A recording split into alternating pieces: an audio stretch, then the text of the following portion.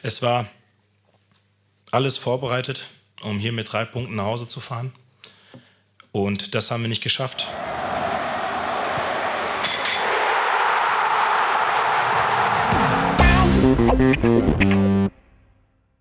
Hallo und herzlich willkommen zu unserem Spieltagsrückblick. Mit 2:0 und 3:2 in Führung, 50 Minuten in Überzahl und trotzdem nur 3:3. Das gestrige Unentschieden beim VfB Stuttgart fühlt sich für alle wie eine herbe Niederlage an. Kurz nach der Partie hatte auch ein sichtlich enttäuschter Edin Terzic mit dem Ergebnis und der Leistung seiner Mannschaft zu kämpfen. Hier seine Aussagen von der Pressekonferenz.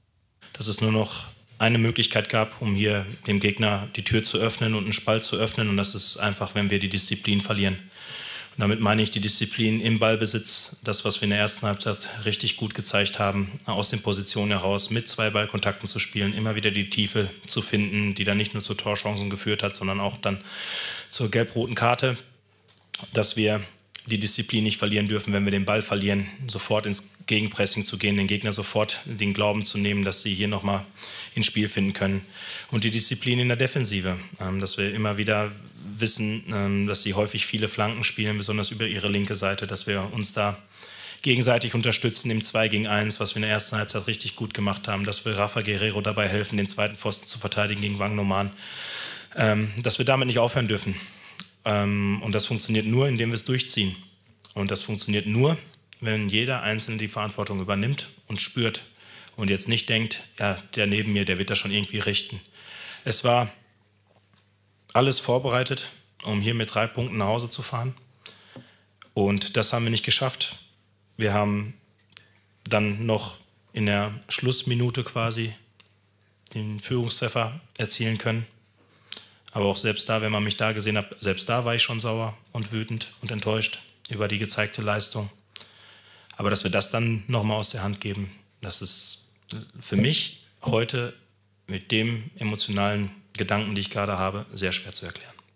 Es gibt halt Gründe, wieso wir es nicht geschafft haben, in den letzten 10 Jahren ganz oben zu stehen. Es gibt Gründe, wieso ich in den letzten Wochen häufiger dafür kritisiert wurde, dass wir sehr demütig mit dieser Situation umgehen, in der wir sind.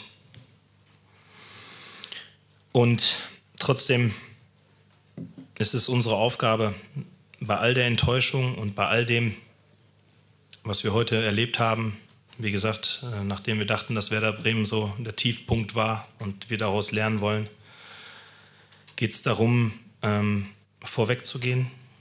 Es fällt mir schwer, ihr wisst das ist hier eigentlich der Raum, wo ich meine Mannschaft und meine Jungs und uns als Gruppe beschützen will, die Energie beschützen möchte. Aber es fällt mir halt schwer, weil es einfach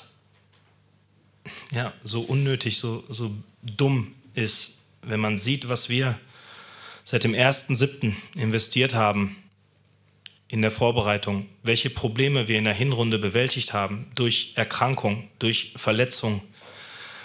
Dann sind wir abgerutscht auf Platz 6, haben uns 2,5 Monate alles um die Ohren werfen lassen, sind mit ganz viel Fleiß und ganz viel Wut in die Vorbereitung im Januar gestartet, haben uns dann in diese Ausgangssituation gebracht, in der wir jetzt gerade stecken. Und dann schenken wir es heute einfach so ab. Und da fällt es mir gerade schwer, heute die richtigen Lösungsansätze für morgen zu finden. Aber ich kann dir eins versprechen oder euch, und bei all der Enttäuschung ist es noch so viel, worum es sich lohnt zu kämpfen. Und es sind weiterhin 2 Punkte. Leider, heute hätten es keine 2 Punkte Abstand mehr sein müssen. Dass wir, und besonders ich, einen riesigen Wunsch haben, das ist, glaube ich, bekannt. Und ich habe es vor dem Spiel gesagt, es sind genau 2 Tore. Es ist ein Tor, was eine Mannschaft kassieren muss, und ein Tor, was wir erzielen müssen, um unsere Situation zu verändern. Und dafür haben wir noch 6 Spiele Zeit. Und bei all der Enttäuschung, bei all dem, was wir heute erleben mussten, geht es darum, das morgen wieder in den Vordergrund zu rücken. Und endlich anzufangen, aus diesen unnötigen Rückschlägen zu lernen und es nicht wiederkehren zu lassen.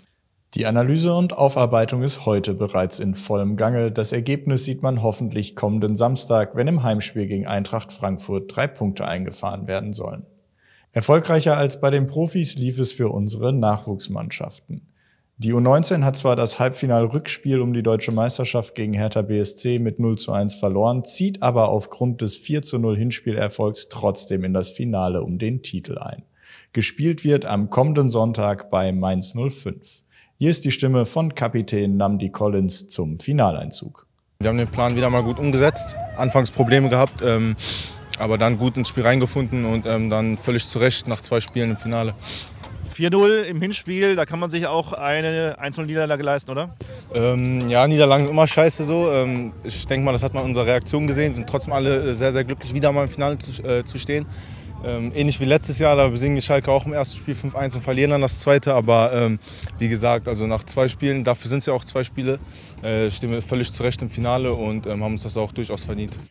Unsere U23 konnte gestern 3 wichtige Punkte einfahren. Im Duell mit dem SV Meppen reichte ein sehenswerter Distanzschuss von Justin Jinma zum 1:0 Heimerfolg. So fiel das Fazit von Cheftrainer Jan Zimmermann aus.